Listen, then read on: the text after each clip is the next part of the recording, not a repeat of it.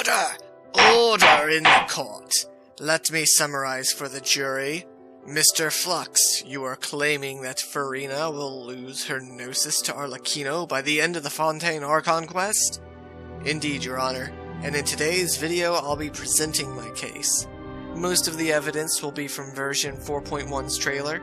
Also, consider viewing my previous two videos, as this is sort of a follow-up to those theories. But, Venerable Judge Flux, won't Cross Flux's theory today spoil versions 4.0 and 4.1 for the audience? Overruled, Chet Flux. The audience will simply have to accept this as their warning. Proceed, Mr. Flux. Thank you, Your Honor. First off, let me say that I've had this theory since before the 4.1 trailer. In fact, I almost didn't make this video because the trailer alone almost confirms my theory, but a few of you did express interest in seeing my thoughts anyways, so I'll go ahead and finish the video.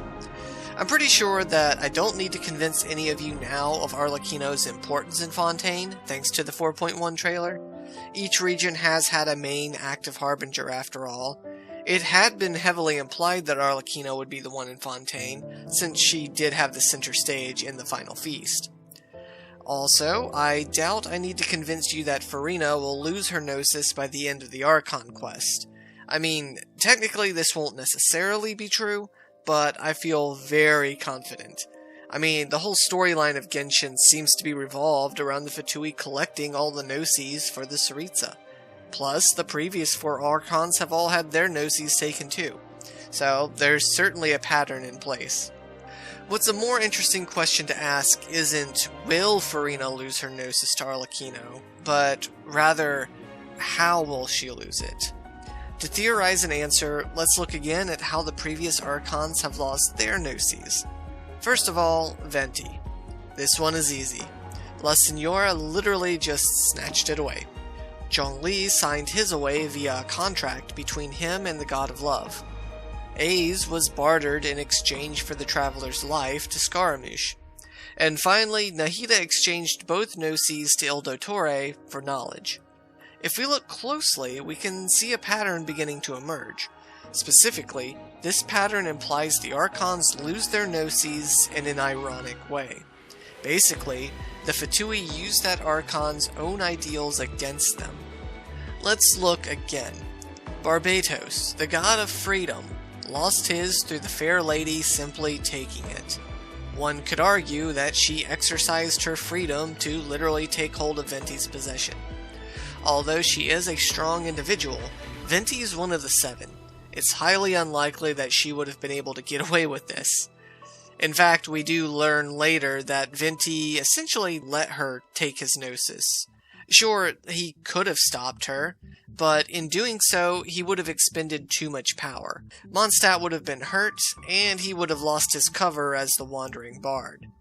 Valuing these two things more than his own gnosis, Venti too exercised his freedom, and allowed Signora to take his celestial gift. As for Morax, once again, the 8th Harbinger was involved. She convinced Rex Lapis to agree to an exchange. Although the details of this contract are tantalizingly juicy, their contents are not what's important here.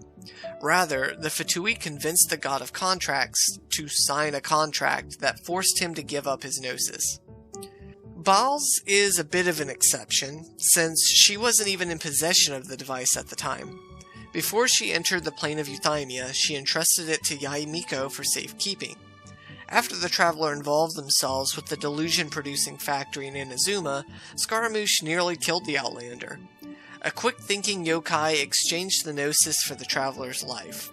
This is a bit of a stretch, but the concept of eternity seems to be on display here. Rather than her sister, Makoto's belief in eternity is a bit different. She believed that the only constant is change. Thus, one should savor each individual moment, in that way, immortalizing it. In other words, she'd value the Traveler's life over that of a gnosis. Finally, Bur, the god of wisdom and Dendro, would surely value knowledge and personal growth over that of a gnosis. Thus, she exchanges the 2 in her possession with the Doctor's Fatui secrets.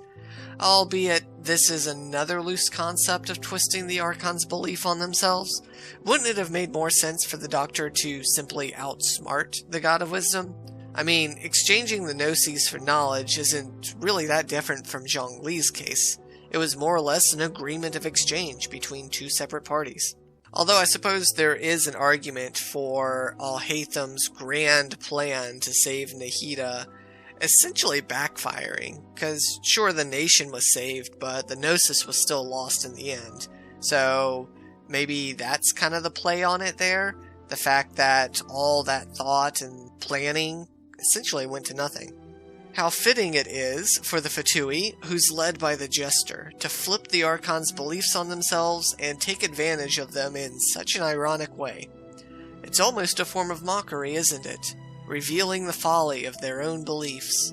Anyways, if we follow this line of pattern and apply it to Fontaine, then might Furina, the god of justice, somehow be called into question? What is justice anyways? Delivering punishment or compensation to deserving parties? So, what if Lady Furina is accused of a crime? The Hydro character ascension material implies that Furina is not above the law. My ideals have no stains. I must correct you. People here bear no sins in the eyes of the gods. Only laws, and the tribunal can judge someone. They can judge even me. So praise my magnificence and purity. But who would accuse her?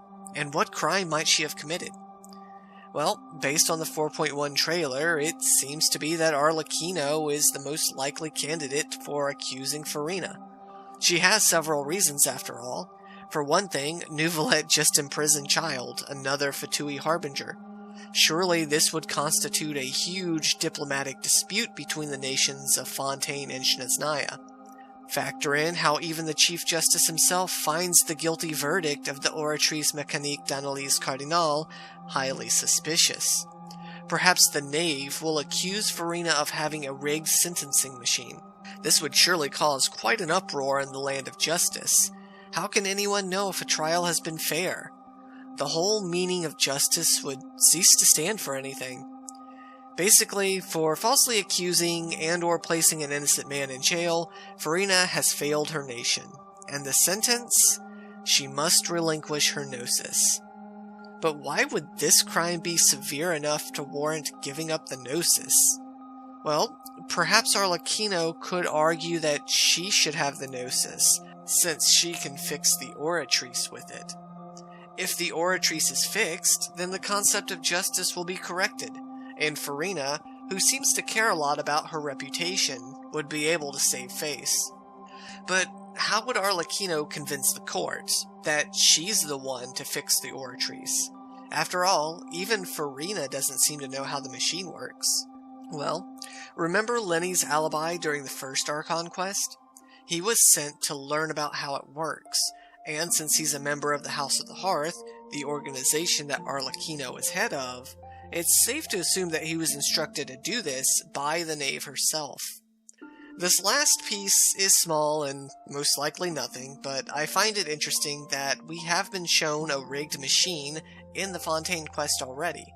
Remember Lyney's magic show? The supposed random number generator that wasn't at all random? If my previous two theories concerning the magician are true, then perhaps this little tidbit is a teaser to the real version of a rigged machine.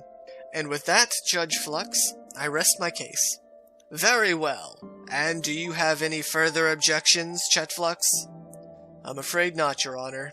I think Crossflux's theory is a bit far-fetched. That is for the audience, jury, to decide. I will now dismiss the jury to the comments section. Deliberation room. Please let Mr. Flux here know what you think of his theory. And with that, the court is now adjourned.